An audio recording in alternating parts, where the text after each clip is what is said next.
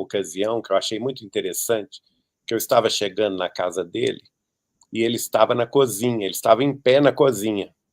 E ele tinha um hábito, ele tinha uma geladeira baixinha, azul, azul clarinha, que quando ele ficava meditando nas coisas lá de cima, ele encostava assim o braço e ficava pensando. E eu cheguei e eu vi ele assim meditativo, e falei com ele: ô Chico, o que você está pensando? E ele falou comigo assim: ah, Geraldinho, eu estava aqui pensando o seguinte, na questão de Lúcifer, porque eu estava conversando com Emmanuel a respeito de Lúcifer, porque eu não podia compreender essa questão que está na Bíblia, se referindo a um anjo decaído. Porque se já é anjo, não é? Se a pessoa já evoluiu até atingir a condição angélica, ela já adquiriu toda a bondade, toda a sabedoria, todo o amor, toda a fraternidade. Então não tem como voltar para trás, porque na doutrina espírita se explica muito bem que o espírito não retrograda. Nós sempre vamos avante. Podemos estacionar milênios, mas nunca voltar atrás, não é? E eu estava justamente pensando isso e perguntei a Emmanuel sobre isso, o que ele poderia me dizer a respeito, esclarecendo o assunto. E aí o Emmanuel me respondeu: mas Chico, você tem que considerar outra coisa. A própria raiz da palavra Lúcifer diz respeito, não diz respeito a anjos, mas diz respeito à luz do conhecimento. E o conhecimento dissociado da moral, dissociado da espiritualidade, da fraternidade, ele pode cair sim, porque o conhecimento intelectual, cultural, ele pode crescer e até ter a hipertrofia dos conhecimentos científicos, filosóficos, que vão gerar o que na criatura? Vão gerar egoísmo, orgulho, vaidade, a pretensão do saber, né? Mas é um saber sem alma, é um saber que não socorre os irmãos que sabem menos. É um saber que se impõe aos outros semelhantes pela vaidade, pelo orgulho. E, neste caso, nós podemos perfeitamente enquadrar esta posição de Lúcifer como espíritos que desenvolveram-se apenas, ou em maior medida, no conhecimento tecnológico, científico e filosófico, mas dissociando esse desenvolvimento da parte dos sentimentos, da parte da moral, da fraternidade, da espiritualidade. Então há um desequilíbrio. É como se o pássaro tivesse uma asa somente. Ele é incapaz de voar. E nós, para o pássaro voar, nós sabemos que ele precisa das duas asas em bom funcionamento.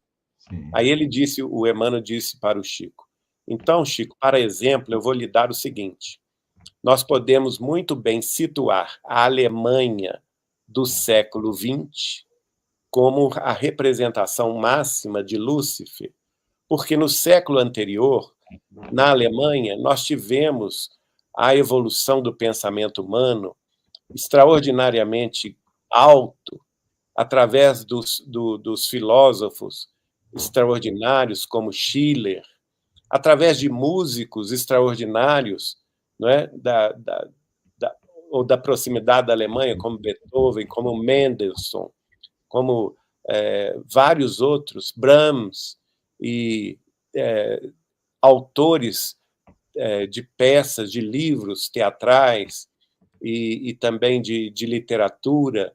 Além disso, dos filósofos, nós tivemos a evolução científica extraordinária do intelectual alemão, de forma que ele entrou no século XX com grande conhecimento e, não obstante, com todo esse conhecimento que foi preparatório nos séculos anteriores, né, acabou gerando no mundo 2 grandes guerras mundiais, que fizeram sofrer a humanidade, tanto entre 1914 a 1918, quanto em 1939 a 1945.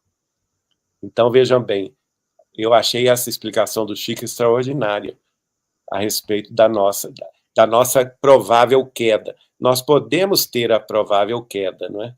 No campo intelectual, moral.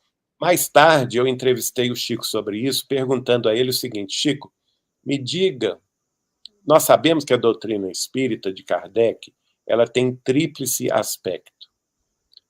Tem um aspecto filosófico, tem um aspecto científico e tem um aspecto religioso. Qual desses aspectos, na sua opinião, é o mais importante? E ele me respondeu assim, isso está no livro Chico Xavier, Mandato de Amor. Ele me respondeu assim: Geraldinho, nós temos que considerar que a filosofia é muito nobre, porque ela é o esforço humano de compreender a si mesmo, de compreender a sua existência, quem eu sou, de onde eu vim, o que é que eu estou fazendo aqui na Terra, quem são os meus parentes, não é? Quem é a minha comunidade, por que eu estou aqui, qual a minha profissão, qual o meu objetivo, o que eu devo fazer aqui e para onde eu vou depois da minha morte. E tudo isso é a filosofia, é a pergunta humana, existencial, e é, portanto, um trabalho humano. Do outro lado, nós temos a ciência que vai responder essas indagações, através da pesquisa, através do empirismo, através da própria tecnologia, das descobertas. A ciência humana vai descobrindo muita coisa e vai respondendo muitas dessas questões que a filosofia nos traz. Mas tanto a filosofia quanto a ciência são trabalhos meramente humanos. É o esforço do homem para progredir. E ele tem, a semelhança do que está lá nas velhas escrituras, nas sagradas escrituras, ele tem que buscar no suor do próprio rosto o sustento, não é? Ou seja, ele tem que fazer esse movimento de busca e de respostas. Mas a filosofia sem alma, ela pode gerar um desequilíbrio muito grande, que é o niilismo, que é o nada, não é? Que é a destruição da sociedade pelo anarquismo. Do outro lado, a ciência sem alma é a ciência que vai construir as bombas, as armas de destruição em massa, as armas químicas, biológicas, as armas termonucleares, que poderão levar à morte e levar ao sofrimento milhões de criaturas. Agora, a religião é o ápice desse triângulo. Ela vem de Deus. E, ao vir de Deus, ela nos inspira à elevação espiritual. A gente sai do res do chão da experiência humana e olha para cima, buscando a divindade. Então, por isso, eu considero, com todo respeito, que o Chico era muito respeitoso, né?